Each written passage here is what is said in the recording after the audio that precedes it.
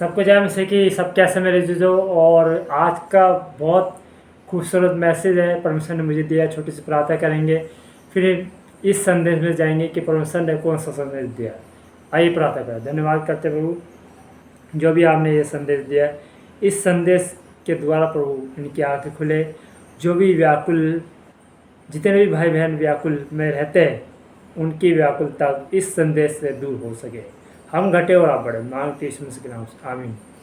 मेरे अजीजों, ये संदेश ये है कि हमें अक्सर यही लगता है कि परमेश्वर हमारी नहीं सुनता है। हमें ये लगता है कि हमारी प्रार्थना का उत्तर नहीं मिल रहा है। हम ये कहते हैं, क्या परमेश्वर हमारी प्रार्थना सुनता है? सुन रहा है मेरे अजीजों, परमेश्वर हमारी प्रार्थना सुनता है। जब परमेश्वर हमारी प्रार्थना सुनता है तो हमें उत्तर क्यों नहीं मिलता, ये आपका क्वेश्चन है। मेरे जो परमेश्वर हमारी प्रार्थना को इकट्ठी करता है। जैसे बाप, एक बेटा साइकिल मांगता है अपने बाप से, पापा मुझे साइकिल चाहिए, साइकिल चाहिए। उसको पता है कि मेरे बेटा को साइकिल चाहिए, मगर क्या है, वो उस लायक होता, वो देखता है कि अगर मैं अभी अपने बेटे को साइकिल दे दूंगा तो ये चलाएगा, इधर उधर चलाएगा, गिर जाएगा, चोट लग जाएगी तो दुख मुझे होगा। तो इसलिए वो जब उस लायक बन जाता है, उस लायक बन जाता है, तब बाप साइकिल देता है। और कभी कभी क्या होता है, हम मांगते तो है, कभी कभी हमारी प्रार्थना का अक्सर ये होता है, हमें जल्दी चाहिए होता है कि प्रभु हमारी प्रार्थना का उत्तर क्यों नहीं मिल रहा है, जल्दी क्यों नहीं मिल रहा है। मेरे जो परमेश्वर हमारी प्रार्थना सुनता है और पीछे हमारे खड़ा हो जाता है और कहता है, बेटे बेटी मैं तेरी प्रार्थना सुनूंगा। जब समय के अनुसार, जब परमेश्वर एक खट्टी, जब आपकी प्रार्थना सुनता है, आप कहते हो, वचन में लिखा है मांगोगे तो तुम्हें दिया जाएगा। तो आप ये परमेश्वर से कहते हैं, परमेश्वर प्रभु वचन में लिखा है मांगोगे तो तुम्हें दिया जाएगा, तो हमें क्यों नहीं मिल रहा है? हमें जॉब की नौकरी की ज़रूरत है, नौकरी नहीं मिल रही। आशीष की ज़रूरत है, आशीष नहीं मिल रही। बीमारी जो हमें घेरे हुए ये जा नहीं रही है। तो आप हमारी प्रार्थना क्यों नहीं सुन रहे? क्यों हमें लगता है कि हमारी प्रार्थना व्यर्थ जा रही है? मेरे जो आपकी प्रार्थना व्यर्थ नहीं जाती है, ना जाएगी, बट परमेश्वर आपको मजबूत कर रहा है। परमेश्वर आपको तपा रहा है।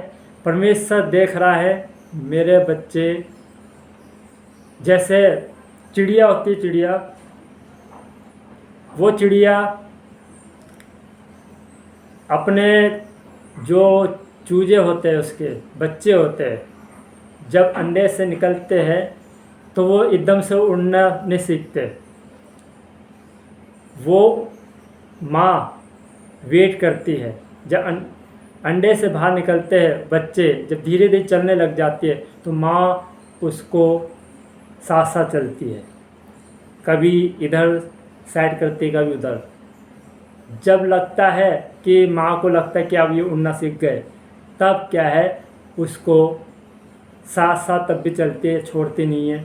जब उसको लगता है कि अब मेरे बच्चे उड़ने सीख गए, तो क्या है, तब भी साथ देती, मगर दूर खड़ी हो जाती है। जब बच्चे को लगता है, अरे मेरी माँ कहाँ चली गई, क्या मैं अकेला हो गया, अकेली हो गई, जैसे वो गिरने लगता है, वो उसका डर उसको गिराता है, उस बच्चे को, तभी माँ थाम लेती है, कहती, बेटे मैं तेरे साथ हूँ, डर मत। ऐसे ही हमारा पिता है।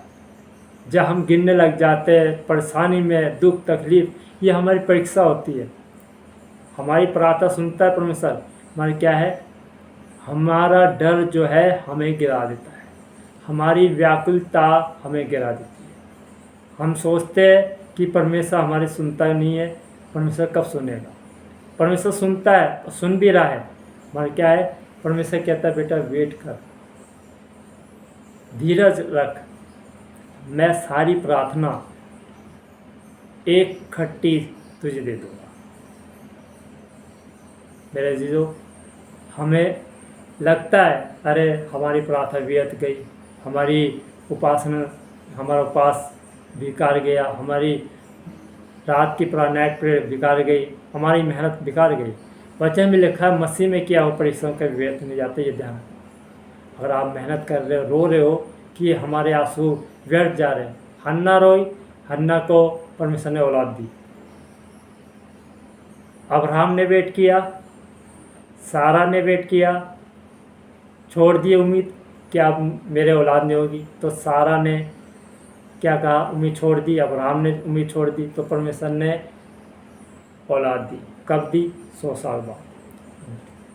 लोग ताने मारते होंगे, कहते होंगे तू जिस खुदा को मानता है, क्या तेरा परमेश्वर तुझे आशीष नहीं दे रहा? तो परमेश्वर वेट करता है, अच्छा देता है, बड़ी खुशी देता है। आपने 1 मांगा, परमेश्वर 10 देता है। अगर आप 10 मांग रहे तो परमेश्वर 50 देता है, परमेश्वर ज़्यादा देता है। आप परमेश्वर से आप ये मांगोगे कि अभी के लिए सही है, मगर परमेश्वर लाइफ टाइम के लिए आशीष देता है। आपको तो यही है कि अभी मिल जाए, ये कोई बात नहीं, फिर जब परमेश्वर देगा हम ले लेंगे। मगर क्या है, परमेश्वर देखता नहीं, मैं अपने बच्चों को लाइफ टाइम खुशी दूंगा, आशीष दूंगा। तो मेरे बहनों, मेरे भाइयों, यही मैसेज है कि आप अपनी व्याकुलता को परमेश्वर के आगे रखिए, अपनी टेंशन को सारी परमेश्वर के आगे रखिए। परमेश्वर आपकी सुनता है, परमेश्वर आपकी प्रार्थना को ग्रहण करता है,